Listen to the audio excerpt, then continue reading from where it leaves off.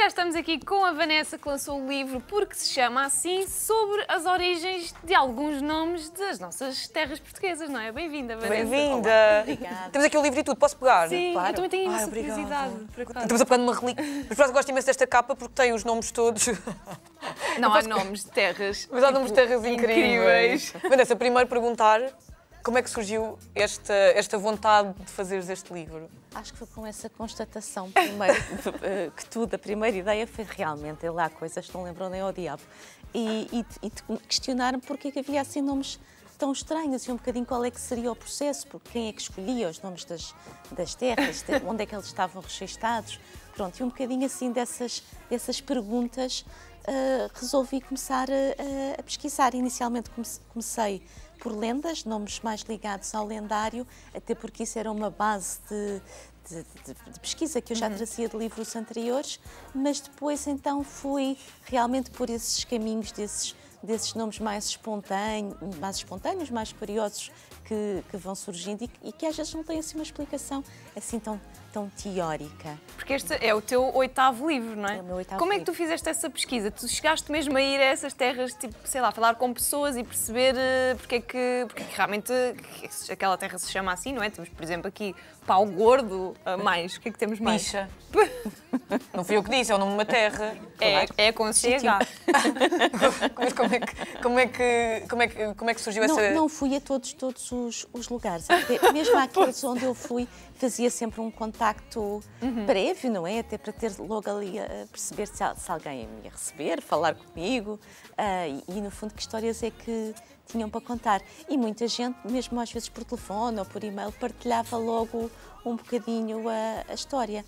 Mas isto foi desde de conversar com pessoas de universidades sénior, a bibliotecários, de bibliotecas locais, a câmaras municipais e também pesquisa bibliográfica, claro. E como é que... não sei se podes levantar aqui um bocadinho o véu e revelar-nos, por exemplo, os nomes que nós dissemos. Pau Gordo e Picha. Lembras-te mais ou menos como é que surgiu esse nome? Sim, sim. Por exemplo, Pau Gordo fica aqui, bem pertinho de nós, fica em Cascais. Não conhecia. É uma árvore, eu penso que é um pinheiro, não tenho bem a certeza já, mas está escrito no livro. Mas que tinha um tronco muito grosso, muito gordo. Pronto, no fundo, acabava por ser um bocadinho diferente das outras árvores, dos outros pinheiros, e então aquele era o do Pau Gordo.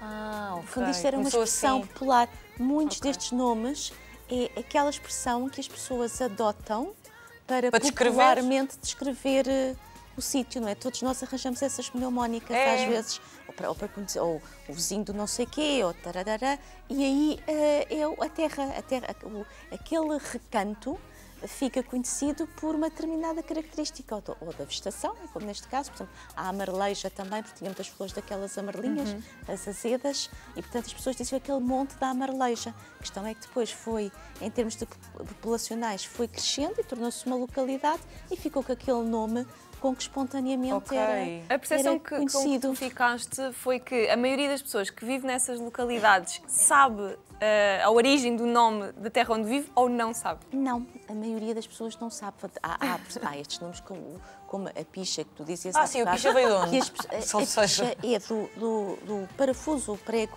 que prende o recipiente da resina, que recolhe a resina. Chama-se assim? Sim, é uma picha. Tu dá uma asneira! Não é? Podes dizer? Já posso dizer? À vontade. E, por exemplo, carne assada. Que é um parafuso. Exato, tenho que explicar que é um parafuso. Carne assada também sempre... Eu já conhecia o nome dessa terra, por acaso, e sempre me perguntei, e depois tu chegaste mesmo a fazer e a pesquisar, tiveste essa iniciativa, mas sempre perguntei porquê carne assada? Pronto, olha, carne assada é um dos exemplos em que a maioria das pessoas, que foi nos sítios onde eu estive, e a maioria das pessoas sabe sabe? a origem da terra. Toda a gente ali sabe explicar. É uma aldeia ao pé de Sintra e terá havido um incêndio numa criação de gado e ficou o cheiro a carne assada, um churrasco. Ai, que horror! Eu estou a adorar esta história. É por isso que eu tenho aí um capítulo que é os nomes que metem medo ao susto. Tem a ver com estas histórias um bocado infelizes, mas que efetivamente deram nomes aos lugares. Muito bem. E tu consegues recordar-te, assim, da história que tu achaste mais engraçada de contar aqui neste livro? Olha, eu achei muita piada a uma que era Purgatório. E eu, quando comecei a pesquisar, pensei, isto deve ser daquelas histórias horríveis, morreu gente, houve uma batalha, não sei o quê. Pronto, e afinal, não. era o sítio onde havia uma taberna, onde os homens costumavam beber o seu cúpito e quando chegavam a casa já entornados, chateavam um bocado a cabeça às mulheres. Então elas diziam, ai, aquele sítio, aquela taberna é o nosso purgatório. E ficou aí, desde aí. E, por exemplo, sei lá, depois há uns assim que são muito óbvios. A boa farinha, porquê? Porque a farinha era boa, fazia-se pão bom, então era o sítio da boa farinha. É só isso a explicação. Muito simples, por exemplo, mata-cães tem a ver com uma batalha. E em que a população dizia depois, matem esses cães. E ficou mata-cães. Não façam isso. Sim, por amor de Deus, mesmo o pessoal de mata-cães. Matem esses cães, no caso eram os invasores, o inimigo. Ok. Os mouros, qualquer coisa Sim, desse género, não sim. os cães. E tu sempre tiveste essa... Tu és jornalista, licenciada em Comunicação Social, tu és uma curiosa nata. Como é que tu te direcionaste para aqui em específico? Bom, Como é isto começa com uma reportagem que eu fiz, ok. precisamente enquanto jornalista, já lá vão 10 anos, 10 anos não mais, há 10 anos foi o meu primeiro livro, pronto, mas comecei a escrevê-lo antes e essa reportagem anterior que eram as histórias dos lugares que as pessoas ainda hoje acreditavam que eram assombrados. A profunda de histórias que eles guardavam e porquê, e se ainda existiam, se realmente ainda se acreditava nesse tipo de mito ou não. E daí depois surgiu o primeiro livro. Mas efetivamente eu acho muita piada a estas histórias paralelas. Não é?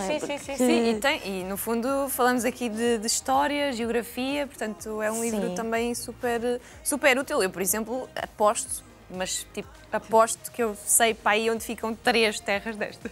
Isso eu também não sei quase nenhuma. Cai Logo, Ranholas, eu sei onde é que fica. Ranholas em É Sintra. perto. Exato, Ranholas é Mas, perto. por exemplo, carne assada, é carne assada, não é? Carne assada. Em Sintra, eu moro em Sintra, nunca E não ouvi. conhecias carne assada? Não. Sim, é numa zona um bocadinho mais rural.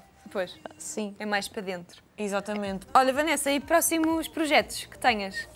Estou a pensar nisso. Não 8 há livros assim já, nada. portanto, há uma Pode haver ideia um nono. do Há de próximo. haver um nono, não é? Eu também quero acreditar que sim.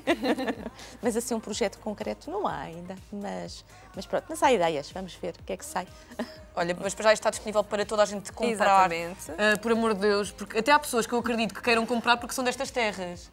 Então e até há elas aquela próprias cena. não sabem a história. Exatamente, eu não sei a terra de onde eu moro. Nem eu. Agora também estava aqui a pensar. pesquisar. Já agora qual é? Eu moro em Benfica. Em Benfica. Está Sabes? associado. Olha, agora Parece tipo a cartomância de sítios. Não, mas está associado a uma lenda, se não estou em erro. Ok. Mas eu para a próxima, quando voltar, eu depois digo. Ok, obrigada. Combinado. Então ficamos assim, fechamos assim com a chave de ouro, comprem todos este livro incrível que este já é nosso. Obrigada, Vamos sempre em Vanessa. anúncio. Obrigada, Vanessa.